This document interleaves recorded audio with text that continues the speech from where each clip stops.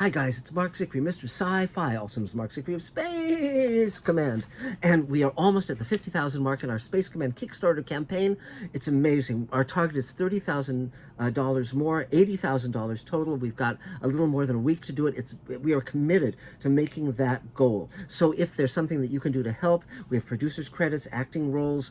You can order Blu-rays of Space Command Redemption, our pilot, or Space Command Forgiveness, our episodes 3 and 4. Very soon we'll have Space Command, Great Solar War. Now, so if 3 people pledge $10,000, we've got our target. It's all or nothing, guys. So, you know, we don't want it to be nothing. We really want it to be all, because then we can bring you all of these wonderful Space Command episodes so much faster. So, and so go to Space Command Forgiveness right now, spacecommandforgiveness.com, and pledge what you can. It's much appreciated. So I thought, rather than just making a plea for you to help Space Command, which is well worth doing, and by the way, you can also get the Space Command t-shirt and a number of other very, very cool designs and Space Command patches and you name it. I mean, it's just a plethora. But beyond that, since you guys know me as Mr. Sci-Fi and know that I'm a huge expert on science fiction, I thought I'd give you some interesting science fiction trivia. So I've pulled these 3 books out of my collection pretty much at random, and I will tell you something interesting about each of them. Okay? So first, these are all books from the 50s. This is 21st Century Sub. When I was a kid, my mom's friend Joe Katzenbarger had this in his library, and I coveted it. And now, of course, I own it, thanks to eBay. Now, the interesting thing about this was written by a guy who was struggling to make a living as a science fiction writer. He was not considered one of the top guys in the field. He was kind of just really scratching by. His title for this book was The Dragon in the Sea, and that's what it was published as in hardcover. But frequently they would change titles to make them a little more punchy for the paperback. And as you can see, it's got this cool futuristic cover. But the most interesting thing about this book is that the guy's name was Frank Herbert.